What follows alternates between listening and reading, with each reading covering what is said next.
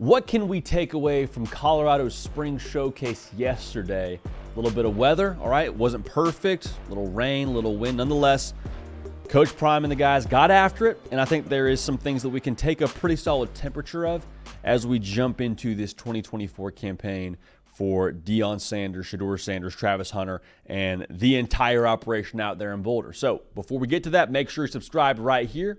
We talk college football every single day. Want y'all a part of it. Also follow me on Instagram. Follow me on Twitter at JD Paquel. Let me know how you felt about the spring game yesterday for Colorado. First impression from yesterday, man, we didn't get to see a ton of that one offense go for a bunch of drives. Like we saw 7-on-7. We saw some O-line, D-line one-on-ones. We saw them scrimmage a little bit. But even in the short period of time we saw them scrimmage 11-on-11, man, that fastball is still the fastball out there in Boulder. All right, they threw for almost 300 yards a game last year. Did Shedeur Sanders and co. That's still going to be the way they go about doing things. And they got some weapons to get it done. Like I just talked about Shedeur Sanders.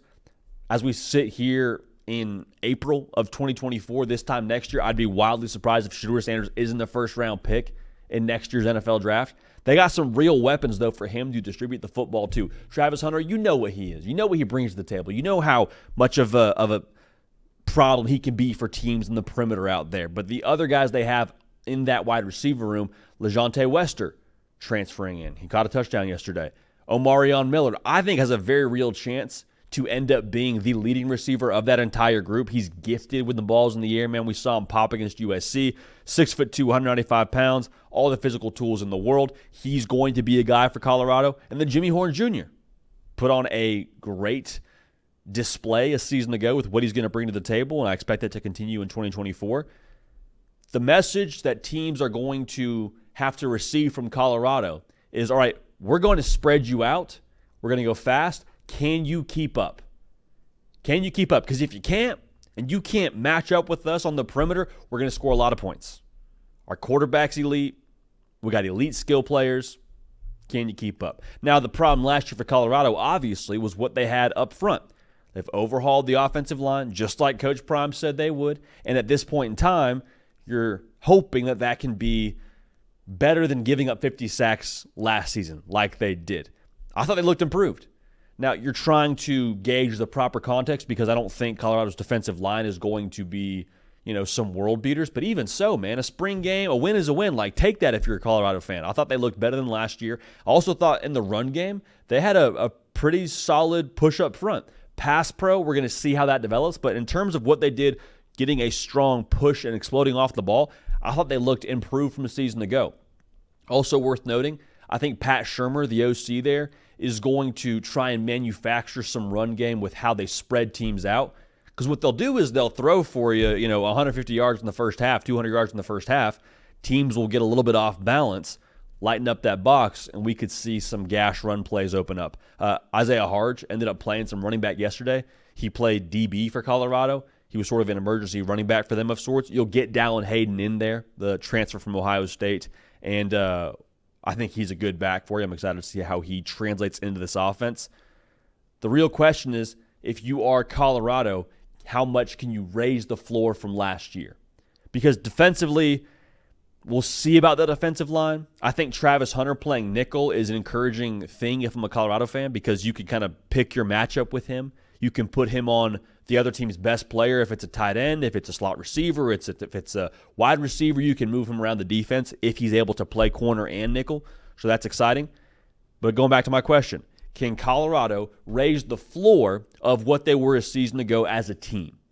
Because Colorado, man, they had a lot of strengths. They really did. And I know the record doesn't show that, but when you look at all the things they did well, they were one of the best teams in the country when it came to throwing the football downfield. And they can be that again this upcoming season, especially if they protect Shedeur Sanders even half as much as they did last season. I'll rephrase that. If they can cut those sacks in half, they'll be much better in that department. The line of scrimmage play is really the end-all, be-all here. It wasn't good enough last year to get to where they wanted to go. They allowed 4.7 yards a carry. They ran for 2.3 yards a carry. Some of that when it comes to that number on the ground with the yards per carry they had as an offense. Like, they didn't really try to run the football too much, which more power to them. If you're not able to be successful doing something offensively, probably best to steer clear from doing that. But what I'm trying to say here is Colorado, to me, is a speedboat. The engine is powerful. I think the body of the boat in general, the roster overall, there's pieces of it where you're like, okay, we can win with that. On any given day, if that is just our matchup we can exploit over and over again, whether it's Omarion Miller, whether it's Jimmy Horn Jr., whoever it ends up being, we can win that way. And you saw them win that way multiple times last year. The issue, though, within that speedboat, you saw too many times where there was holes in the body of the boat. They would take on water. And you can go fast. The engine is powerful. I just told you they can score a lot of points offensively if they can protect Shedeur Sanders. But there were too many times where they weren't able to create rhythm. It's hard when you're getting sacked and playing out of 2nd and 16, 2nd and 17. There's not a lot of plays to get you back on schedule. Then you got to start depending too much on that engine. And you depend on the engine too much, overheats, you have problems. So in 2024, I really think Colorado can be a bowl game team. I really do. I think they'll have to, like I just said, be better on the line of scrimmage. But when you got a quarterback, man, you got a chance. And Colorado, again, has a quarterback. So I'm excited to see how they develop when it comes to the fall. Encouraged by the things you saw in the O-line. I think we'll learn more about them as they get further and further into the season. Week 2 against Nebraska is going to be a lot of fun to watch. That's a good line of scrimmage team is Nebraska. And Colorado took care of business last year in Boulder.